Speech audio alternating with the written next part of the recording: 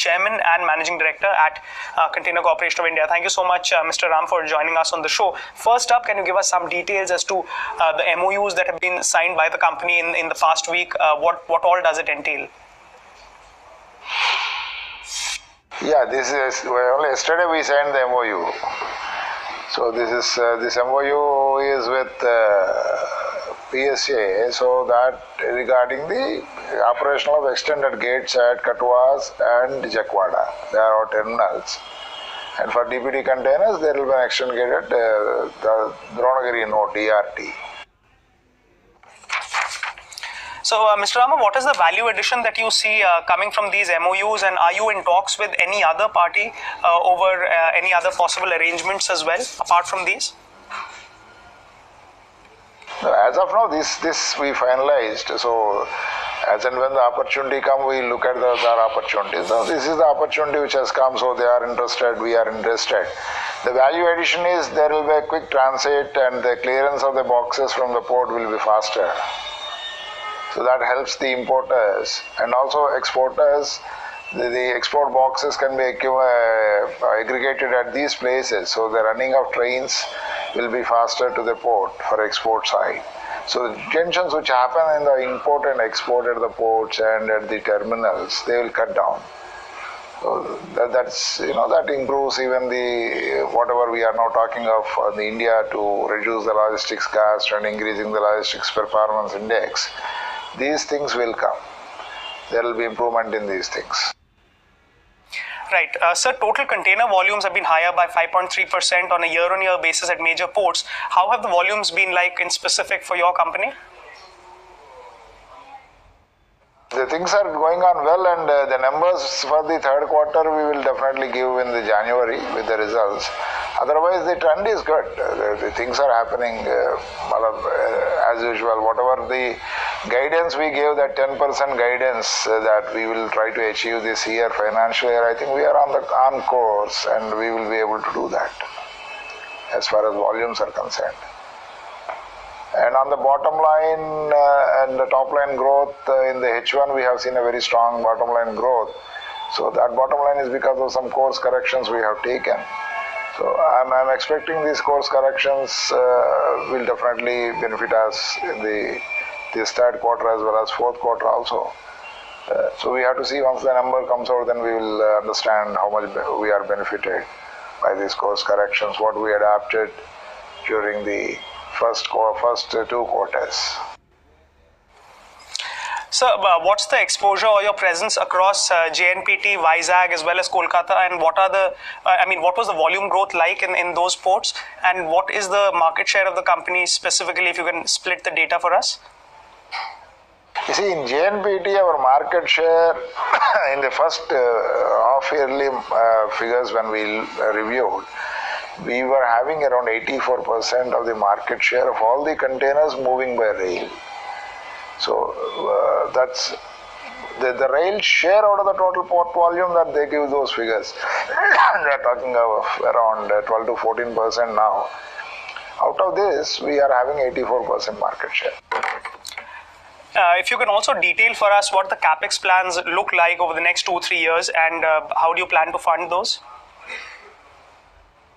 Our funding will be completely from our internal resources. As of now, there are no plans of any external borrowings. We will be meeting all our capital requirements through our internal resources. And our capex program is roughly around 1,000 crores per year. So we made a plan of 5 years. So in the 5 years, that's from 2017 to 2022. So in the 5-year plan, what we checked out is we may be spending between 5,000 to 6,000 crores. But we are trying to expand into 3PL business and then create some warehouses and start ILM jets. So these things may require some more capital, but they are basically these. We are planning to develop them in a PPP mode, public-private partnerships. So that if at all required, there may be a little more increase in our capex, but more or less the capital expenditure will be around 1,000 crores per year. We can safely take that as a our targets for this year as well as next 4 years. Right, and EXIM realizations have been declining too in the past few years. So do you see any recovery in that? I don't think much decline is there. Whatever, so I do not know which figures you are talking of. You are talking of a figure of EXIM realization for 4 or 5 years back. Yes, there will be a little because the lead distances are coming down, and it's a natural process. With the development in the economy, the lead distance is supposed to come down. If you take the example of China, the normal lead distance of export import is around 350 kilometers. In India, because the industrialization happened first in the north, in the Punjab region, in Haryana and the NCR region, and the port is at JNPT, the lead is very high. Now slowly the lead is coming down, and as more and more development takes place on the east coast, the lead will stabilize. Now the leads are somewhere around, we are seeing the lead around 700 to 750 kilometers. It is hovering, and I expect that it should settle down somewhere near to that, maybe 700, 650 kilometers for the time being. And the developed economy, the leads has to come down, and then only we can become export competitive. And we are taking our corrective measures. If you see our bottom line growth, that's very good in the first half year. It's just because we have taken those, that's what I was mentioning, the course corrections. What we have taken, that given us results. So we are ready, we are expecting that lead corrections will take place and the lead will come down. So that shows that the average realization, the absolute realization per TU will come down. But overall, on the balance sheet, the percentage of profit, the bottom line growth will be shown. Right, sir. Finally, before we let you go, if you can give us an outlook on how the volume growth as well as top line growth is likely to fare going ahead into the next year. Yeah, guidance I already given. See, the guidance for the whole year I have given. It is around, in the volume growth, it will be 10 to 12%. And on the revenue side, top line, we expect around a growth of maybe around 12%. And the bottom line, we expected that we will continue with the same 12%, but we are finding that because of the again the steps taken, the bottom line growth was very good in the first half year. So we got a bottom line growth of 41% over the last year on year in the first 6 months. So we expect it's better than our guidance, whatever I have given. Maybe 12% I have given guidance when I was talking about guidances in the first quarter results. But I think I will better those guidances now as far as bottom line growth is concerned. And regarding the future course of action for the corporate concern, we are looking at two new things with a lot of interest in the post-GST resign. That is 3PL logistics.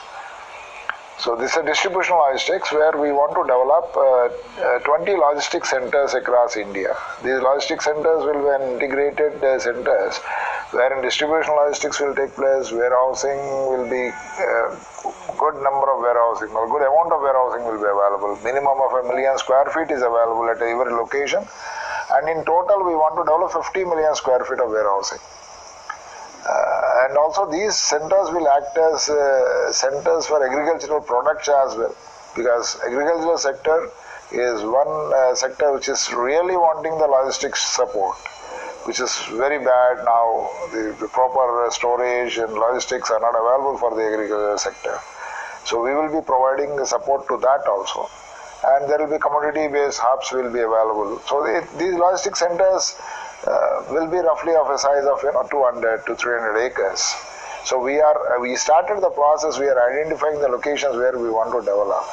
As I mentioned, these will be in the triple P mode. We will be inviting the developers to work with us.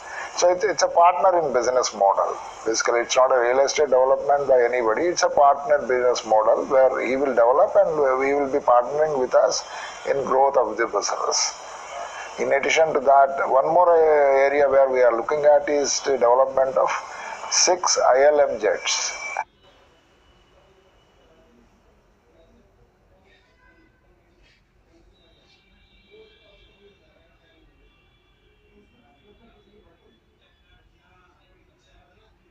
The ILM JET is Integrated Logistics Manufacturing Zone. This is like, industrial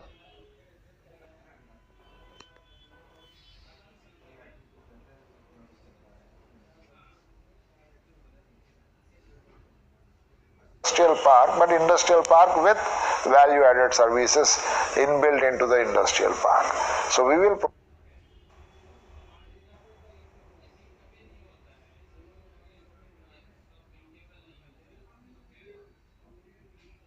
provide all the complete logistic solutions over there for both inbound and outbound. So it's a supply chain management solution for anybody who wants to establish their manufacturing unit or assembling unit or distribution unit in these parks.